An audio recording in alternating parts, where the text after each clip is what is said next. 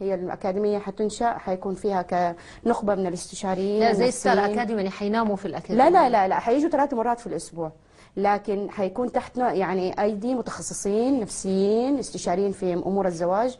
حيبدأ يعني يجينا شخص يبغى يتزوج بهذه الطريقة، الثلاثة الأشخاص أو الزوجات بيكونوا موافقين وأهاليهم موافقين، إذا حيدخل هذه الأكاديمية تحت يعني اختبارات معينة، ورش عمل تقريبا اختبارات في مستوى التوافق، يعني عدة اختبارات غير ورش العمل.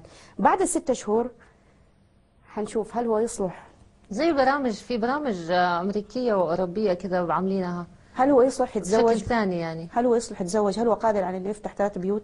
طبعا المستوى الاقتصادي، المستوى بس يعني البرامج اللي احكي عنها انه واحد يتزوج واحده، مو واحد يتزوج لا 3. عده نساء. اشمعنى 3 ليه مو 4؟ مو بيحق له 4؟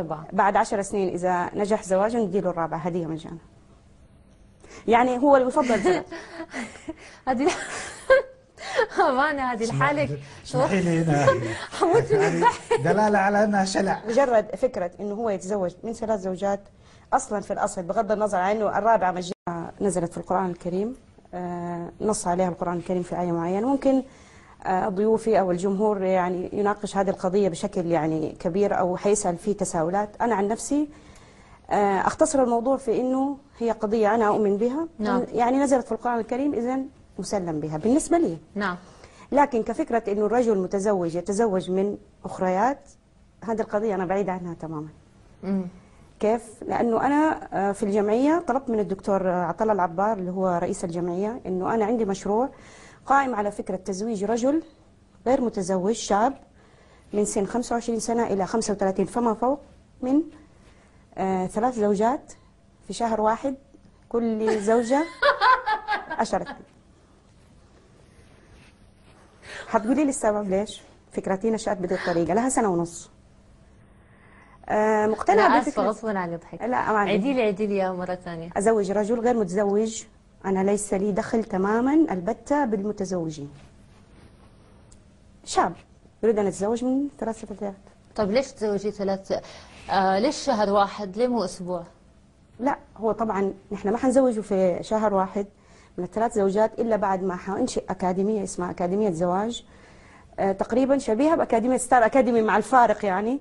لكن الأكاديمية هذه حتخرج الزوج هذا اللي يختار 3 زوجات منهم مطلقة وأرملة وآنسة، تحت دراسة معينة، تحت ورش عمل، تحت معايير معينة في إنه لما يتزوج بهذه الطريقة هل حينجح زواجه أم لا. يعني ما حيكون شهر. لا واحدة. أول شيء شاب بين 25 من 25 إلى ما فوق.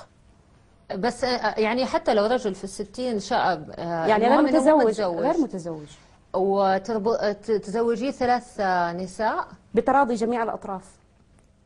أيوة يعني ممكن في يوم واحد يتزوجوا؟ لا في شهر واحد كل واحد، بس بعد ما يتخرج من الأكاديمية اللي إن شاء الله حنشئها. طب ناوية تنشئ أكاديمية عن وتجيبيهم تعيشي ناس ما هم مرتبطين ما بينهم أيوة أول علاقات؟ حاجة حنعمل مستوى توافق في الزواج.